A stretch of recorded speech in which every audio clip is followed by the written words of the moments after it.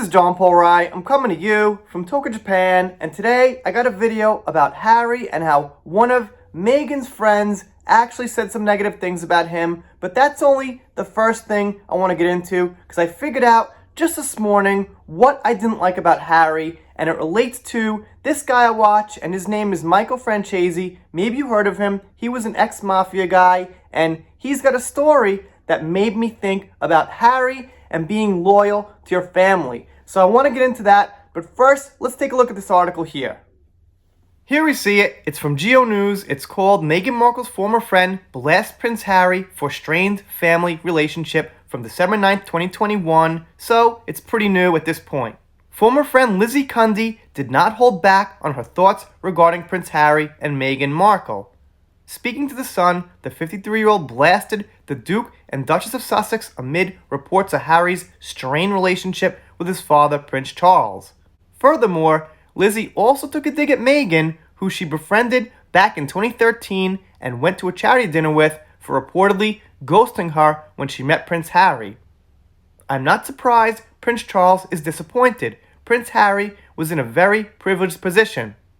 He was born to do what he was to do as a prince, she said.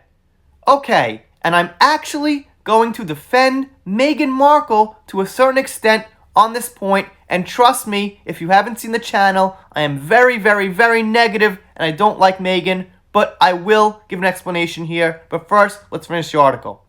He's let the family down. Saying there was this alleged racist within the royal family was just shocking. Prince William had to come out and say it wasn't true. Prince Harry's been very weak and it's not attractive. And I must agree there. All this name calling, you're this, you're that, it's not attractive. It's not something a strong, confident person does.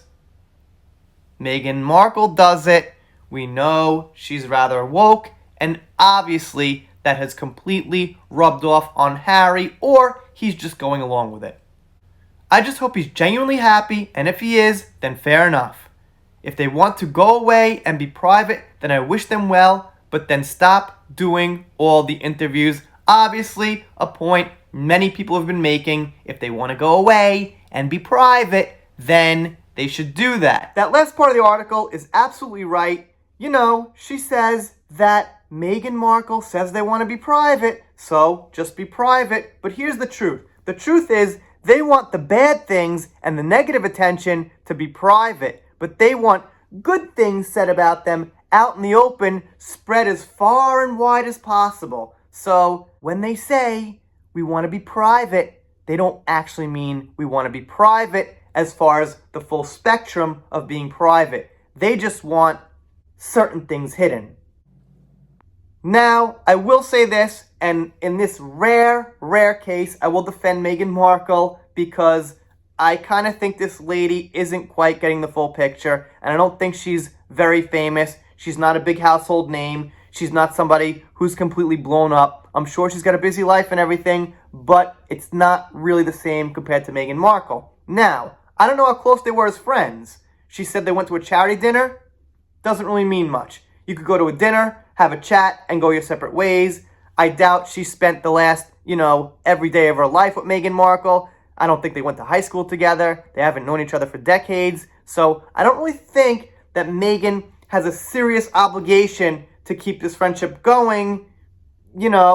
She got really huge, but with that, you get a ton of emails, a ton of invites to places, a ton of new friends. You get really overwhelmed. So what I'm saying is, if it was a friend from high school, from the old days, somebody who you really got close with, then yes, you'd be a dick to ghost them. But if it's somebody who was kind of friends with you, and then, it's like a medium level, but they're not really close, then you don't have an obligation to actually keep up that same friendship once you blow up to that certain level and you're moving on and doing new things. So it really depends on how close they were.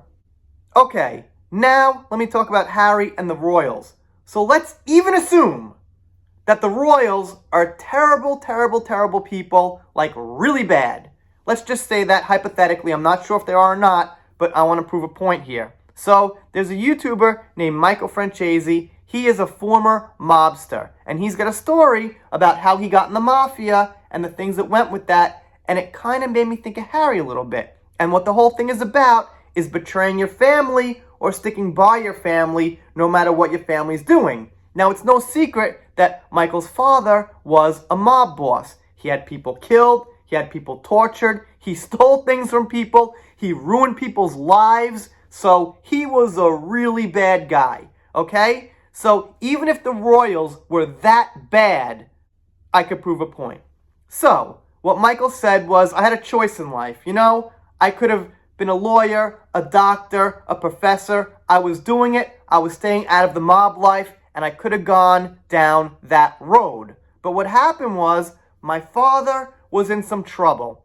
He had threats against his life, and he needed my help.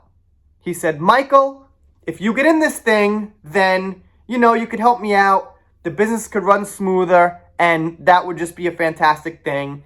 Now, I didn't hear his father forced him. It was his choice. But the fact is, even though he knew his father did these terrible things, because it's his family, he chose to stick by his family. He chose to do that because it's his family. And I don't blame him. It's his family. I don't approve of what his father did. But, when he tells a story of him growing up in his house, being close to his father, not wanting to see his father get killed on the street, or have his father, actually get whacked, as they say, well, I could see why he did it. He gave up that life that he could have had as a career and became a mobster. Now, it got complicated from there, but the bottom line is he stuck with his family through thick and thin, and I think that's personally what I would do. But Harry didn't quite do that. Now, Harry could have had almost any woman in the world he wanted.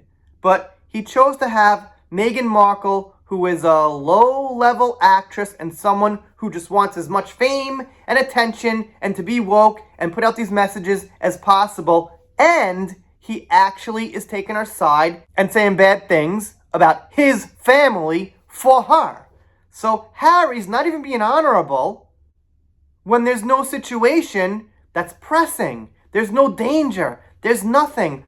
There's no tough choices to make. He's just volunteering this smear about his family for Meghan Markle. She could have been anyone. She could have been a doctor, a lawyer, a politician. One of the good ones, by the way. But no, she's got to be a Suits actress who wants more fame. And I gotta say, it would be better if Harry took the honorable road and did not say things about his family. So I can't get by that. Like I said, Michael Francese's father was a mob boss. He did some bad things, but Michael still chose to stand by his father because it's his father. And I would have rather seen Harry do something like that.